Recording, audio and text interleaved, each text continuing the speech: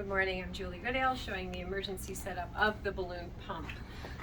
We set it up either for acute coronary syndrome or we can set it up for acute or chronic heart failure depending on the need. First thing you're going to want to do is turn on the machine itself. Here it's up in the top left corner. In the McKay's, it's behind the bar. You have to reach right behind the bar. There'll be an on-off button there. When the console comes on, it will fire up.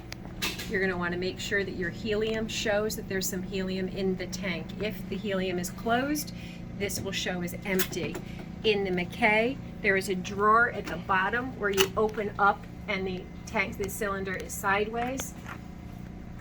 And the CS300 by Datascope, it is located right here. You're going to want to make sure that it's fully in place, and then it's righty-tighty, lefty-loosey. This one happens to be open. You're going to also be grabbing your kit here for the doctors. Okay, they should be handing you back this helium tubing as it is not compatible with our equipment here. It's meant for a different console. You can certainly discard that. We do not need that. They will be holding on to the balloon pump itself right here.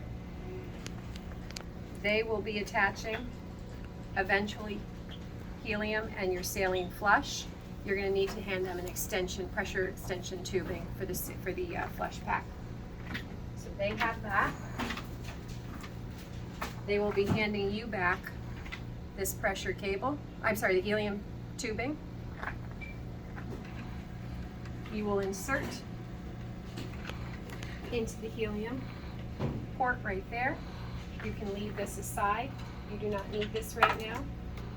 What you do need to do next is set up your patient. If you notice, your cables are not interchangeable between the Datascopes and the McKays. Inside of the pocket, you should have your cables and any other pressure tubing that you need, such as your pressure tubing for your pressure bag. This one on the Datascope goes in right here. It plugs in. Give me 1 second because it's sideways. There we go.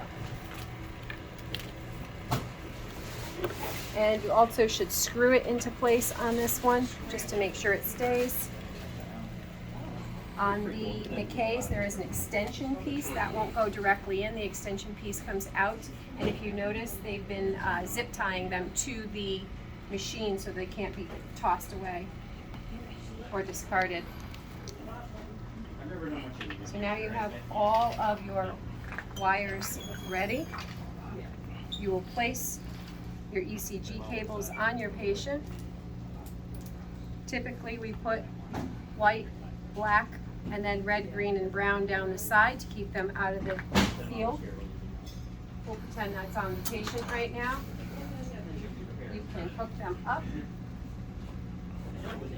At that point, you should be seeing some ECG waveform right here. Patient's hooked up, machine is not running. You can get your bag ready, your pressure bag. Most rooms keep a kit in the room, 500 of saline, 5,000 of heparin, syringe, and pressure tubing.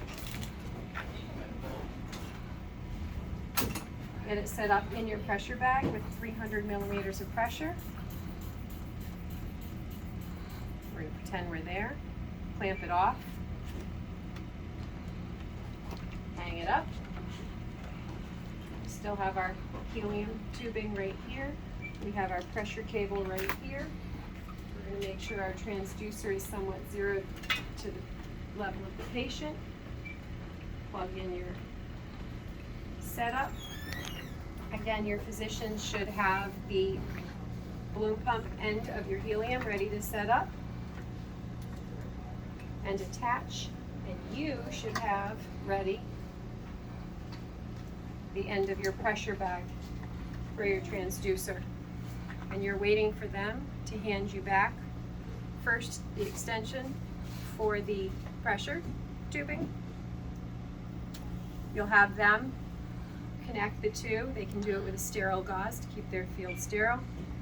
When they're done with that, they can connect the helium from their sterile end to your not sterile end. And they'll tell you when they're ready for you to go ahead and press start.